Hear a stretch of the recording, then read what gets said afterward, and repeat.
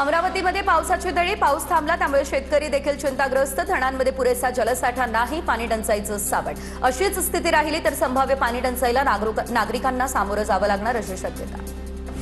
सिंधुदुर्ग जिल्ह्यात 8 दिवसांपासून पावसाने दडी मारली। दडी मारलेल्या पावसामुळे जमिनीला पूर्णतः तडे गेले, शेतात पाणी नाही, रोपं देखील कोमेजून गेली। कोकणातील शेतकरी पावसाच्या प्रतीक्षेतच।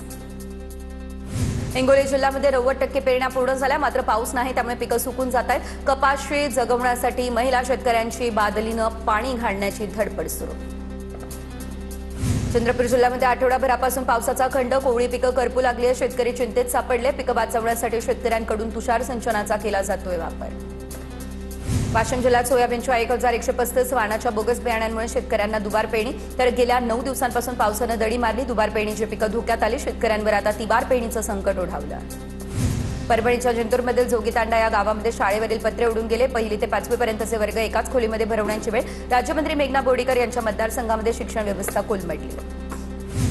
वर्ध्यामध्ये पीक जगवण्यासाठी शेतकऱ्यांची धडपड ही सुरूच। पावसाअभावी कपाशी सोयाबीनसह खरीप पिकांची वाढ खुंटली, तर अनेकांनी पिकांना खतं दिली असून पावसाचा खंड वाढतोय त्यामुळे शेतकरी चिंतेत सापडले।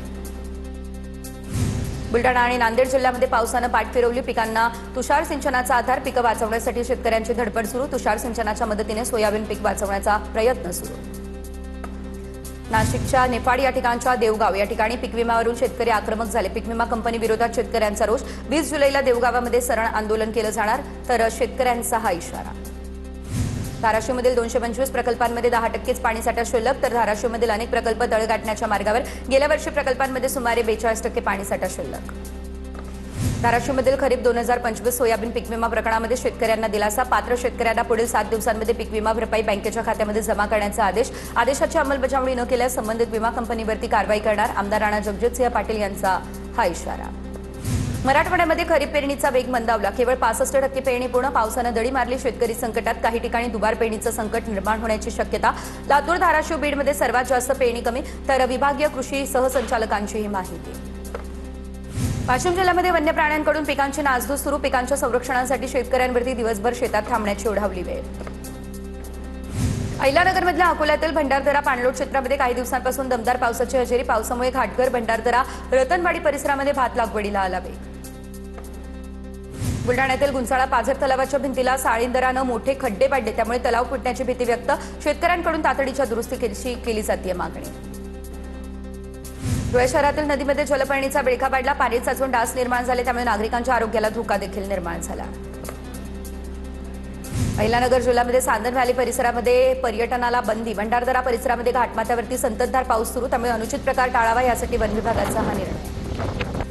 उल्हासनगरमधील मध्यवर्ती रुग्णालयाचे आरोग्यमंत्री प्रकाश आंबेडकर आणि श्रीकांत शिंदेंकडून पाहणी। रुग्णालयाची इमारत तयार, लवकरच रुग्णांच्या सेवेमध्ये दाखल होणार।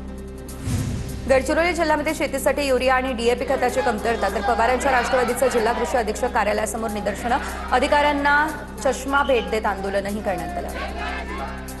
नाशिकच्या मनमाडमध्ये राम मंदिर दानचोरी प्रकरणी ठाकरेंची शिवसेना आक्रमक। दोषींना तातडीने अटक करा। संतप्त सैनिकांनी वेशीतील राम मंदिरात रामरक्षा आरती करत आता घटनेचा निषेध नोंदवला। राजगुरुनगर नगर परिषदेच्या हलगर्जीपणाचा धक्कादायक प्रकार। अतिवृष्टीमुळे क्रीडा संकुलाकडे जाणारा रस्ताच ढासळला। रस्त्यालगतची विहीर उघडी पडली, नागरिकांच्या जीवाला धोका, तर नगर परिषदेने संबंधित शेतकऱ्याला दुर्घटनेला जबाबदारही धरलं। बुलढाण्याच्या कंबरखेड गबनटळा या गावामध्ये वर्षभरापासून बससेवा नाही, विद्यार्थ्यांचे हाल। संतप्त विद्यार्थ्यांनी एसटी बससाठी आगारातच शाळा भरवली। प्रशासनाकडून 2 दिवसांमध्ये मार्ग काढण्याचं आश्वासन देण्यात आलं। कोल्हापूरमधील अंबाबाई मंदिरातील जतन संवर्धनाच्या कामामुळे गळती लागली, तर सामाजिक कार्यकर्त्यांचा हा आरोप। देवस्थान समितीने मात्र काम योग्य पद्धतीने सुरू असल्याचं सांगत पडद्यांमधून पाणी आल्याची शक्यता तपासणार असल्याचं स्पष्ट केलं। आदिशक्ती मुक्ताबाईंच्या पालखीचं बीडमधून पंढरपूरकडे प्रस्थान। बालाघाटावरील मांजरसोंब्यामध्ये जेसीबीतून पुष्पवृष्टी करत ढोलताशांच्या गजरात पालखीचं स्वागत। बीडमध्ये आजोबा गोविंदपंत कुलकर्णी यांची भेट घेत पालखी पंढरपूरकडेही निघाली। अहिल्यानगरच्या राहुरीमध्ये आषाढी वारीनिमित्त आमदार विवेक कोल्हे यांच्याकडून वारकऱ्यांची चरणसेवा। वारकऱ्यांसोबत संवाद साधत सुखरूप वारीसाठी शुभेच्छा दिल्या।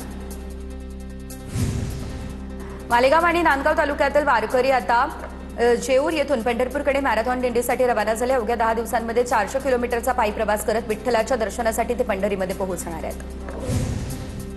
पुण्यातून आषाढी यात्रेसाठी 430 विशेष एसटी बसेसची व्यवस्था, तर आता पुणे विभागातून 21 जुलैपासून 330 स्पेशल बस सोडल्या जातील। जिजाऊ आणि नवीन परिवर्तन बसचा यामध्ये समावेश असेल। भाजपचे प्रदेश अध्यक्ष रवींद्र चव्हाण यांनी जखमी वारकऱ्यांची भेट घेतली आहे। भाजप सर्वतोपरी मदत करणार, चव्हाण यांनी हे आश्वासन दिलं आहे। रवींद्र चव्हाण यांनी पहाटे माऊलींच्या पालखीचं दर्शन देखील घेतलेलं आहे। श्री क्षेत्र तुळजापूरला जोडणाऱ्या माढ्यातील सीना नदीवरील पुलावरती खड्डे पडले। दुचाकी चारचाकी वाहनधारकांचे हाल, पुलावरील खड्डे बुजवण्याची प्रवाशांची मागणी।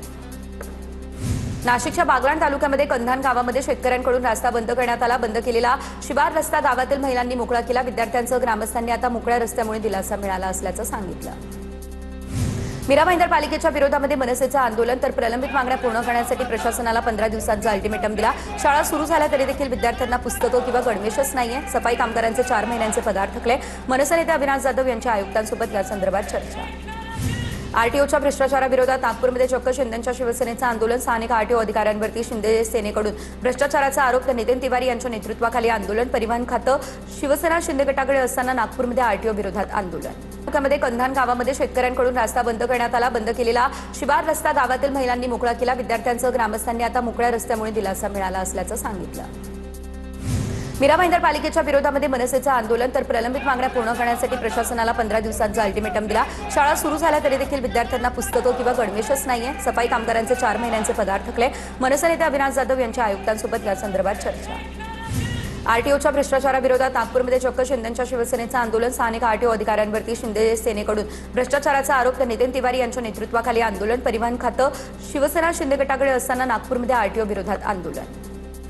यवतमाळच्या उमरखेड तालुक्यामध्ये पत्नी सासरी येत नाही, त्यामुळे तरुणानं आता मोबाईल टॉवरवरती चढून आंदोलन केलं। पोलिसांनी मध्यस्थी करत पत्नीसोबत संपर्क साधला, त्यानंतर तरुण सुखरूप खाली उतरला।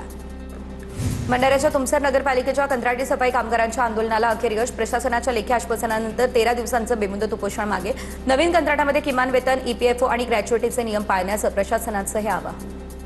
गोंदियाच्या सडक अर्जुनी तालुक्यातील डुंडा गावामध्ये जनावरांना लंपी रोगाची लागण, प्राण्यांमध्ये लंपीचा प्रादुर्भाव वाढला। पशुपालकांमध्ये चिंतेचं वातावरणही दिसलं।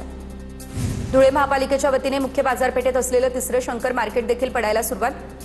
100 वर्ष जुन्या मार्केटची नव्यानं उभारणी केली जाणार आहे। या प्रकल्पासाठी 56 कोटी रुपये खर्च होणार असून दुकानदारांना नवीन गाळे यामुळे मिळतील। भंडाऱ्यामध्ये घराच्या बांधकामावरून लाठीकाठी आणि कुऱ्हाडीनं हल्ला करण्यात आला। मारहाणीमध्ये 3 ते 4 जण जखमी झाले असल्याची माहिती। मारहाणीचा व्हिडिओ सोशल मीडियावरती व्हायरल झाला। इचलकरंजीमध्ये नशेली इंजेक्शन औषधांचा साठा जप्त, एकाविरुद्ध गुन्हा दाखल। शिवाजीनगर पोलिसांची कारवाई, तर या प्रकरणी पोलिसांकडून अधिकचा तपास देखील सुरू करण्यात आला।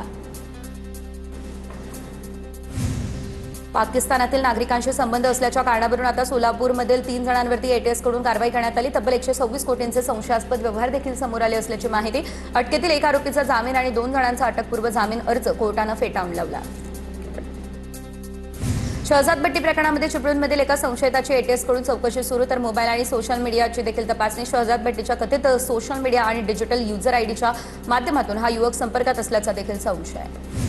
पाकिस्तानी गँगस्टर शहजाद भट्टीशी संबंधित लोकांवर छापे, तर पुणे पिंपरी चिंचवडमध्ये एटीएसचे छापे। संबंधित व्यक्तींना ताब्यात घेऊन एटीएस कडून चौकशी सुरू। सोशल मीडियावरून तरुणांसोबत संपर्क साधल्याचा देखील आरोप।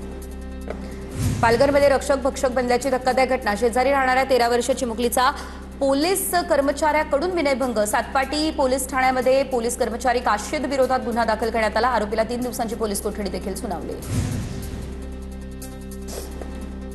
अहिलानगर या ठिकाणच्या श्रीरामपूरमध्ये बंद फ्लॅटमध्ये गावठी कट्टा आणि काडतुसं सापडली आहे। कुख्यात बेग टोळीचं कनेक्शन उघड झालेलं आहे। पोलिसांकडून गुन्हेगारांविरोधात कठोर कारवाईला देखील आता सुरुवात झालेली आहे।